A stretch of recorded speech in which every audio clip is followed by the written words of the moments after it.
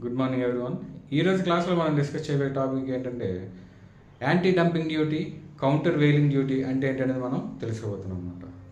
Anti dumping duty అంటే ఏంటంటే ఏదైనా ఒక దేశంలో చాలా తక్కువ రేట్లుగా వస్తువులను ఉత్పత్తి చేసి ఆ వస్తువుల్ని వేరే దేశానికి ఎగుమతి చేసినట్లయితే దిగుమతి చేసుకున్న దేశంలో ఈ వస్తువుల వల్ల లోకల్గా అంటే దేశీయంగా తయారైన మార్కెట్ ఎఫెక్ట్ అవుతుంది.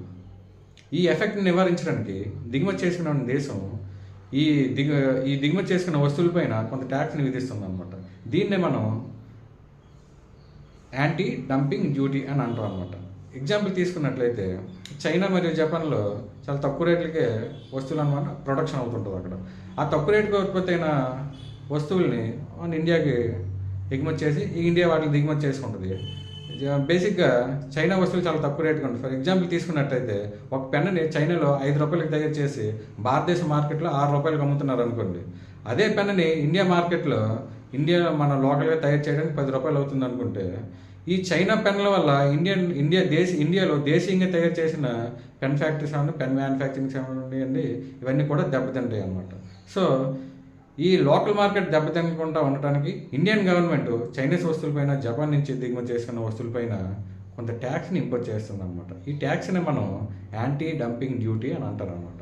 ఈ యాంటీ డంపింగ్ డ్యూటీ వల్ల దిగుమతి చేసుకున్న వస్తువులకి, లోకల్గా మ్యానుఫ్యాక్చర్ అయిన వస్తువులకి మధ్యలో బ్యాలెన్సింగ్ ఉంటుంది అనమాట. రెండుకి కాంపిటేటివ్నెస్ ఈక్వల్గా ఉండేటట్టు చేస్తుంది అనమాట. ఓకేనండి. Next counter wailing duty. Counter wailing duty అంటే ఏంటంటే ఏదైనా ఒక దేశం కావాలని చెప్పి వేరే దేశం యొక్క ఎకానమీని, మార్కెట్ని దెబ్బతీయాలనే ఉద్దేశంతో కావాలని చెప్పి సబ్సిడీలు ఇచ్చి ప్రోత్సహించి తక్కువ ప్రైస్కే థింగ్స్ ప్రొడక్షన్ అయ్యేటట్టు చేస్తారు చూసారా. వాటిపైన ఏ దేశం అయితే దిగుమతి చేసుకుంటుందో ఆ వస్తువుల్ని ఆ గవర్నమెంట్ ఇంపోజ్ చేసే ట్యాక్స్ని కౌంటర్ వెయిలింగ్ డ్యూటీ అని అంటారు అనమాట. అంటే సబ్సిడీల వల్ల ఏ వస్తువు రేట్లు అయితే తగ్గుతున్నాయో ఆ వస్తువులపైన ఇంపోజ్ చేసే డ్యూటీని అనమాట. యాంటీ డంపింగ్ డ్యూటీకి, కౌంటర్ వెయిలింగ్ డ్యూటీకి మెయిన్ డిఫరెన్స్ ఏంటి? యాంటీ డంపింగ్ డ్యూటీలో సబ్సిడీలు ఉండవు, బేసిక్ అంటే దాని ప్రొడక్షన్ కాస్ట్ అంతా. అదే కౌంటర్ వెయిలింగ్ డ్యూటీలో అయితే కావాలని చెప్పి సబ్సిడీలు ఇచ్చి వస్తువు రేట్లు తగ్గిస్తారనమాట.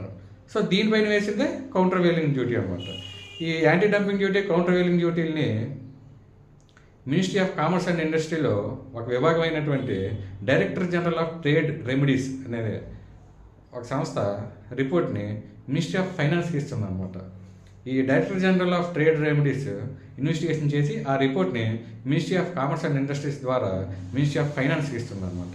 ఈ మినిస్ట్రీ ఆఫ్ ఫైనాన్స్ ఈ 2 ట్యాక్సుల్ని ఆ థింగ్స్ పైన ఇంపోజ్ చేస్తుంది. Thank you.